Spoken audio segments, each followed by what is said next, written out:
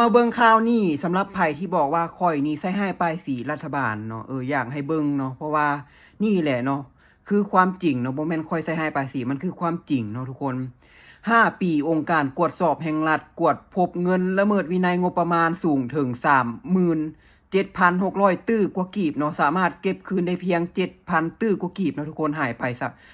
36,000 ตื้อกว่ากีบเห็นบ่ทุกคน ว่าเงินจำพวกนี้นะที่มันหายไปนี่นะมันหายไปใส่เนาะแล้วเงินที่เอาไปนี่ไปเฮ็ดหยังเนาะทุกคนยังบ่ฮู้เลยเห็นบ่ว่าประเทศเฮานี่มันมีการซ่อโกงซ่อราดบังหลวงหลายปานใดเนาะเฮาก็อาจสิเห็นแบบนี้แหละเนาะทุกคนเนาะ5 ปีเนี่ยทุกคนว่าประเทศเฮามันได้รับความเสียหายหลายปานใดเนาะปัญหาเศรษฐกิจปัญหาเงินเฟ้อเนาะเงินเฟ้อบ่พอเนาะน้ำมันแพงอีกทุกมื้อนี่นะจักหน่อยของอยู่ของกินอีหยังก็สิแพงตามนี่แหละปัญหาเนาะทุกคนชีวิตการเป็นอยู่ผู้ที่ได้รับผลกระทบเต็มๆก็คือประชาชนเนาะบ่แม่นรัฐบาลเนาะรัฐบาลนี่โอ้ยเขาสบายเนาะเพราะว่าเขามีเงินเนาะเพราะว่าเขาโกงเงินพวกนี้แหละเนาะไปใช้ไปจ่ายแต่ประชาชนเฮานี่เป็นคนเสียภาษีเนาะเป็นผู้ที่ได้รับผลกระทบเฮาควรออกมาปกป้องสิทธิผลประโยชน์ของตัวเองเนาะปานนั้นว่าประชาชนมีสิทธิ์เป็นเจ้าเนาะมีสิทธิ์เป็นเจ้าตอนใดเมื่อใดเนาะ ประเทศเฮานี่มันมาถึงจุดนี้ได้แนวใดเนาะเงินก็เฟ้อเศรษฐกิจก็ต่ำเฮาจะเห็นได้ว่าเงินที่โกงไปที่หายไปเนี่ย30,000เนาะ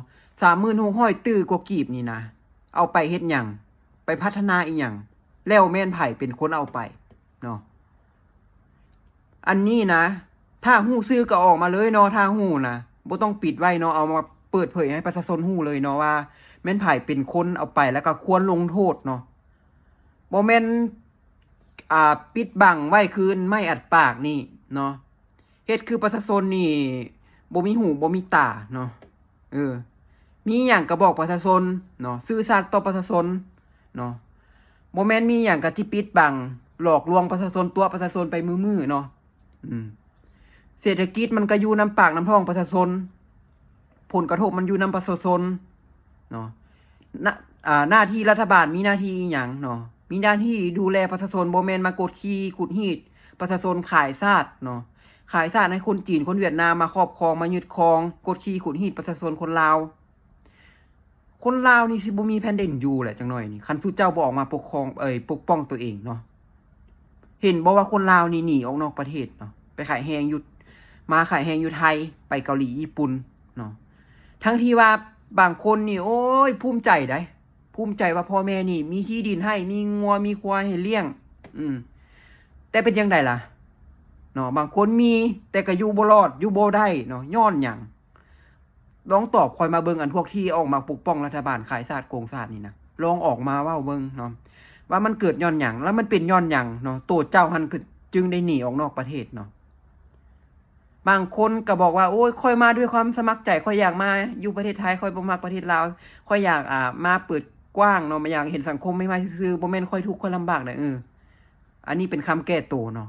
คันมันอยู่บ้านสบายมันมีหมู่มีเพื่อนมีเศรษฐกิจที่มันดีมันคึกคืนเจ้าก็บ่อยู่บ้านจะสิมาเฮ็ดหยังประเทศไทย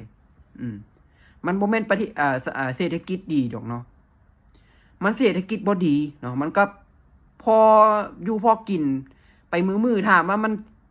ชีวิตสิดีบ่มันก็บ่ดีดอกเนาะสภาพเศรษฐกิจแบบนี้มีเงินก็บ่มีความหมายเนาะมีเงินก็บ่มีความหมายเน็ตก็ซ่าเนาะน้ำมันก็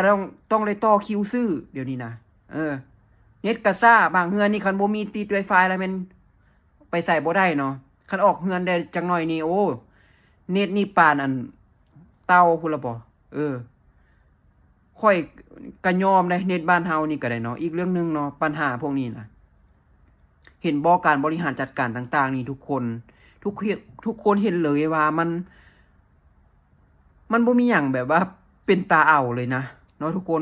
ควรออกมาปกป้องสิทธิผลประโยชน์ของพลเมืองลาวทุกคนเนาะรัฐบาลมีสิทธิ์มีหน้าที่ดูแลประชาชนมีสิทธิ์เรียกร้องสิทธิ์และผลประโยชน์ของประชาชนจากรัฐบาลเนาะประชาชนมีสิทธิ์ปากเว้าคิดเขียนวิจารณ์เนาะแนวใดบ่ดีก็ควรปรับปรุงเนาะบ่แม่นแนวใดบ่ดีก็บ่ดีก็เรื่องของกูอยากเฮ็ดหยังกูก็เฮ็ดสินะมันบ่แม่นเนาะ ประชาชนได้รับผลกระทบ